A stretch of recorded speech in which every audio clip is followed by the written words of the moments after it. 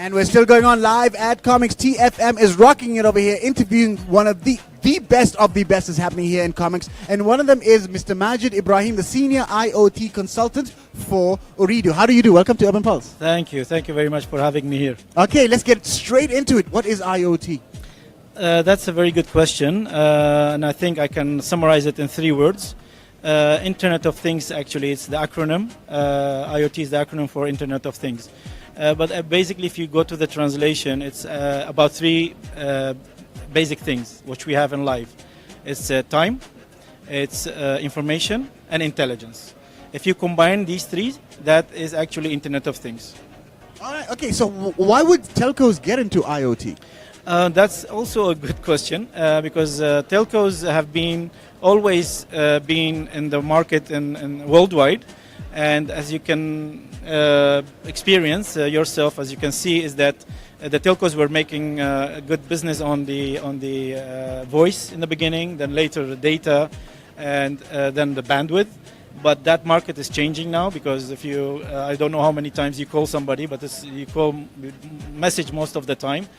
So the market is changing. So when the market is changing, there is new technology in the market where you can basically make devices talk to each other. Devices give you information, and based on that information, you can do proactively business intelligence. You can do almost anything with this data. So why will telco do that? Is because telcos have already settled connectivity and communication platforms where you can easily adapt to the Internet of Things devices. So this was something you did not expect in the past. It suddenly turned up and you're preparing yourself for the future.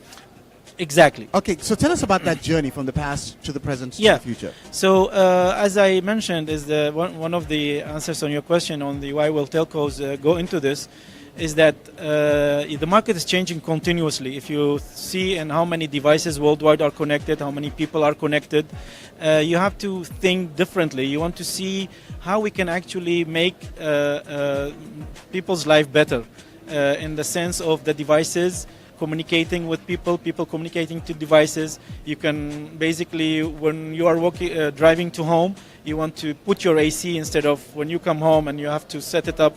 You can even communicate with your smart car, or your smart car can park for you.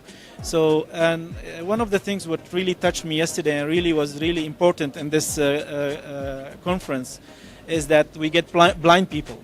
And for blind people, there are a lot of things in Internet of Things that can help their life to get better. And we see it more as a mission. From my perspective, it's more a mission to help the population, to help the people in need, and the technology is in service of the companies and the public. Yeah, we had Mr. Charlie Shin over here yesterday talking about the smart blind man watch with the braille. It was fantastic. So yeah, there's many potentials for IoT. Absolutely. Speaking of potentials, how can this develop the Omani market? I think it's a great, how it can do that is that it's a new area where you see that companies like Ooredoo, the telcos are focusing on.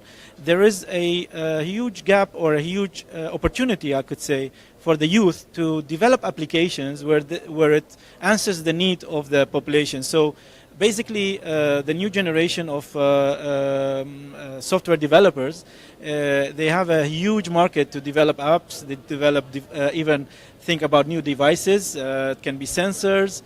And based on that, the IoT platform will adhere and endorse that to make them work in this field. And very importantly, in this kind of market, IoT, you need a lot of SMEs to work together. I can give you an example. There are, for example, a smart metering project which is coming. You cannot do it as only one company because there are different verticals, and the SMEs are very specialized in a certain vertical. So you can... I'm sorry, what's the word you used? Vertical? Vertical means, like, for example, you are in let's say, in power, you are in solar, you are in... The sector. Yeah, the sector, exactly. So based on that, you can combine all these SMEs to come with a solution, and they're all completing each other, which you could not see before, because there are big companies working on all kind of applications, but they are very closed. Now the market of IoT is so open that you can make companies and youth and developers to work together to make something new. So, this is actually an opportunity for entrepreneurs to emerge. You don't have to work for somebody. You can work for yourself if you can figure out an app or a software that fits with IoT. Now, let's say I want to get into this, but I don't know. I just know how to do softwares, but I don't know which section of IoT I should actually focus and develop. How do we know what path to take? Yeah. First of all, I advise anybody to do what they love to do. It's development or architect, in-house architect, anything that you like and love to do. You can translate that to technology. So when, let's say you are an in-house architect and you want to design a new smart home or a home, you can sit with somebody who is having the abilities to, or the knowledge how to transform that to a smart home. So there will be a lot of interaction between the different, as I said, different sectors, and work together to make that specific smart home or smart device or smart building to work. Like this exhibition itself, it can be turned to a new smart exhibition by using virtual stands, by using, as you can see, robots. All this give an opportunity to the new SMEs and new market to work together and deliver new products to the market. Okay, so find what is missing out there and see if it actually fits your passion and your love, and then get straight into it, and you most likely can be your own entrepreneur with an IoT. I like your summarizing. I'm trying to understand what you're saying. Now, how does Ooredoo come in here to help other people get rich? Yeah, this is good. I think we are, as Ooredoo, we first of all, we have put an IoT network in Muscat. That means that you basically can set up even if you want a smart home, if you want now today to pilot it. We are not yet commercialized.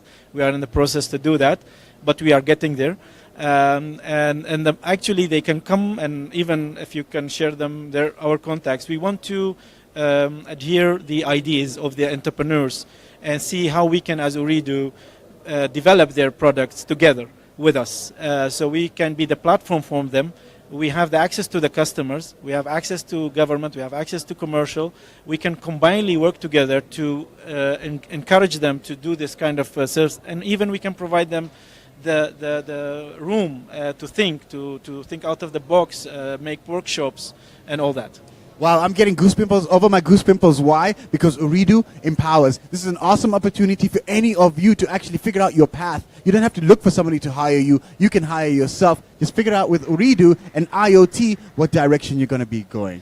Right? Appreciate it, Mr. Majid Ibrahim. You are a genius at what you're consulting in. I love it. I mean, you open my mind right now, and that's why you're a genius, because you helped me open my mind, and I'm hoping other people's mind. He's a senior IoT consultant at Ooredoo. Much appreciated. Thank you for your gracing our studio. Thank you, TFM, for this meeting, and I really love to meet you in Ooredoo next time. All right, anytime. We're here for you and for everybody. Comex rocks, and TFM always. Let's talk.